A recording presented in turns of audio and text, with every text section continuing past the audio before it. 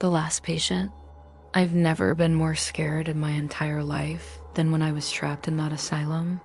I was the last patient left, and I could feel it in my gut that something evil lurked within those four walls.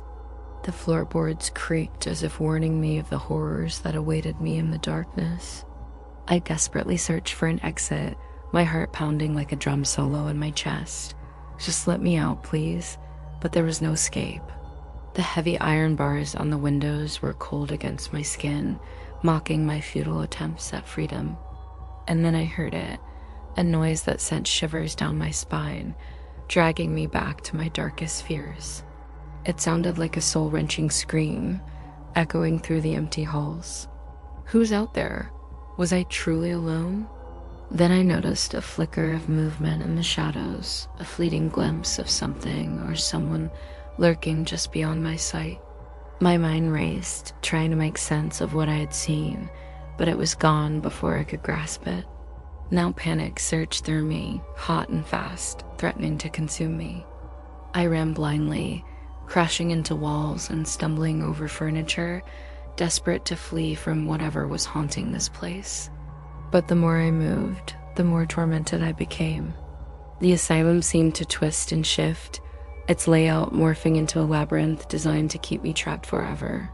I was a character in a nightmare, and the asylum was determined to make it as terrifying as possible. And all the while, those haunting screams echoed around me, growing louder, more menacing by the second. They seemed to seep into my bones, chilling me to the core. They spoke of unspeakable horrors and whispered tales of madness and despair. I don't want to hear that anymore. Suddenly, a door slammed shut somewhere in the distance, followed by heavy footsteps that seemed to be coming closer. Whatever was out there was hunting me, its presence closing in like a tightening noose. Adrenaline pumping, I dodged around overturned chairs and crawled under a table, my heart hammering against my ribs.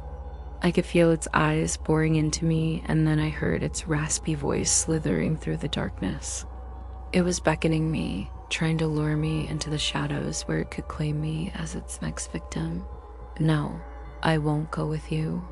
I tried to scream, but my voice caught in my throat, strangled by fear. I remember my brother telling me about this place, about the countless souls lost within its walls. He warned me never to set foot in such a cursed asylum, but I didn't listen. Now his words echoed in my ears, a haunting reminder of my foolish mistake. Why didn't I listen to him? My brother was right. This place was a vortex of pain and suffering, and now I was trapped in its merciless grip. I wanted to tell my brother I was sorry, but my voice was stolen by terror, leaving only a silent scream in my throat. As the sound of footsteps grew louder, my mind reeled, desperately searching for a way out. Then I saw it, a faint glimmer of light at the end of the tunnel. Hope surged through me like a lifeline. Maybe I wasn't doomed after all. With newfound determination, I scrambled to my feet and stumbled towards the light, willing myself to move faster, to outrun the horror that was still out there somewhere. I have to get out of here. Just as I reached the exit, a hand as cold as ice clamped over my mouth, stifling my scream. I thrashed wildly, but it was no use. A dark figure loomed over me, its eyes burning with an eerie glow. Its touch sent a jolt of fear through me that nearly paralyzed my entire body. My breath hitched as I stared into those bottomless pits, unable to comprehend the malevolence that stared back at me. Then it leaned in close, its hot, fetid breath washing over my face, and whispered in a voice like nails on a chalkboard, "You can't leave. You're mine now." In that instant, I knew I was in grave danger. I struggled against its suffocating grip, my heart pounding against my ribs like a frantic bird trapped in a cage. I had to break free. I had to escape the clutches of this creature before it was too late.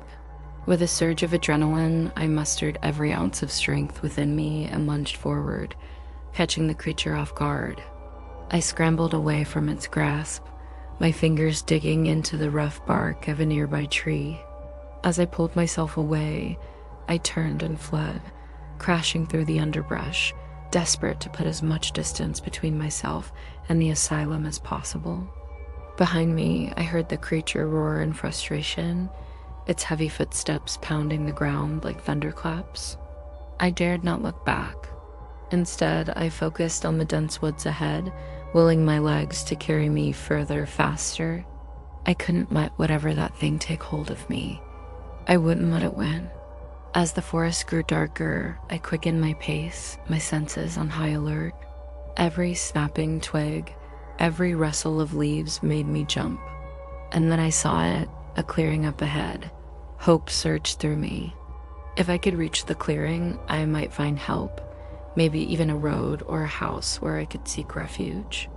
With renewed determination, I pushed myself harder, ignoring the scratches and bruises that tore at my skin. And then suddenly, I felt something give way under my foot.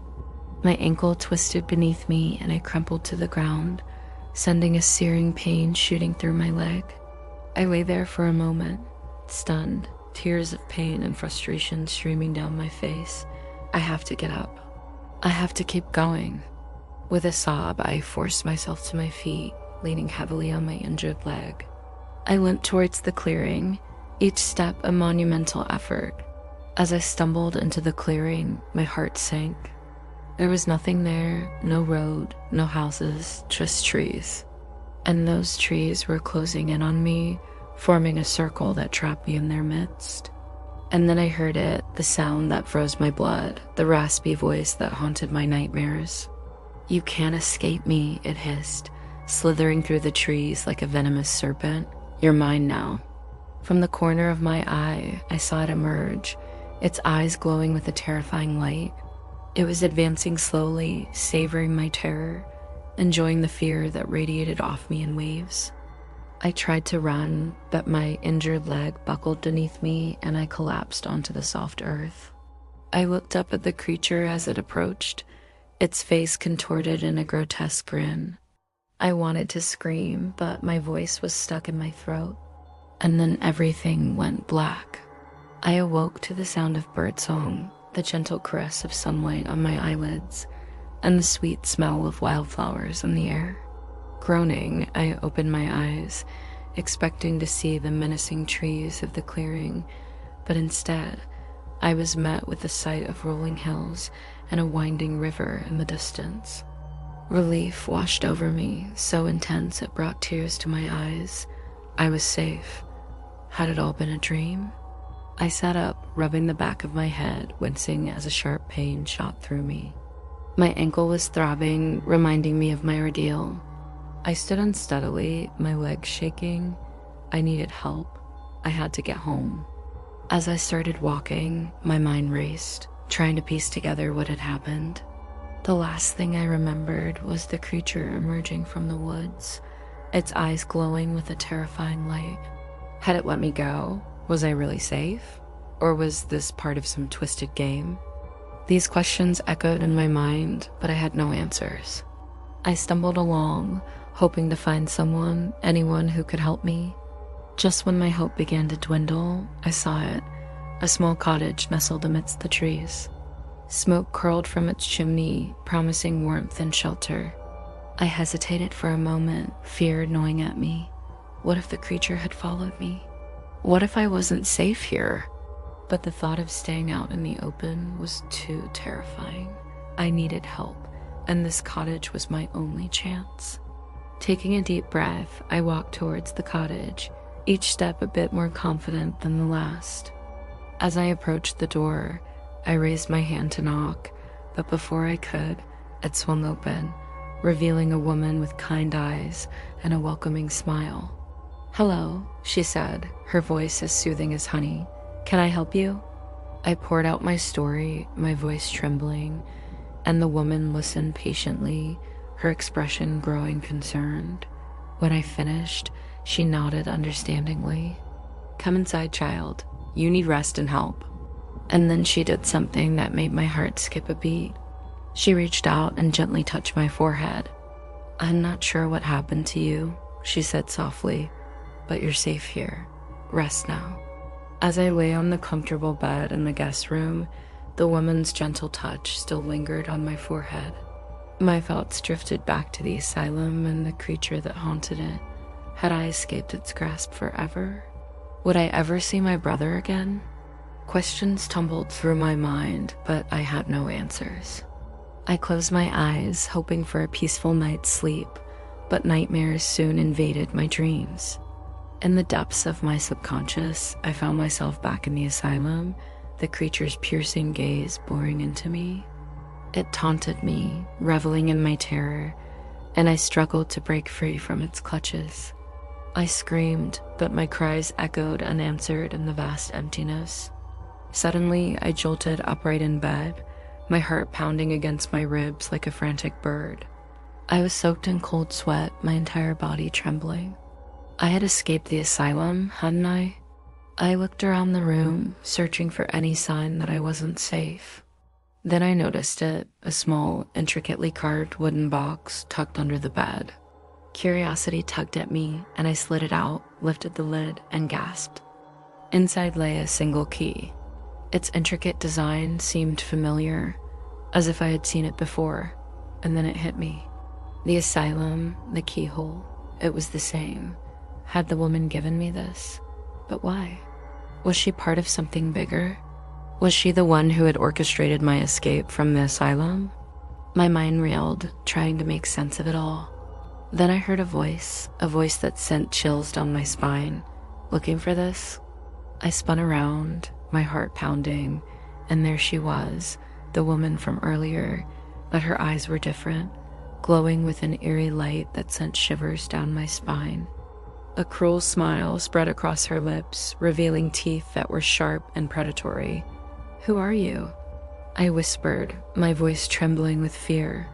The woman advanced slowly, her eyes never leaving mine. "You can call me the shepherd," she said, her voice a chilling whisper.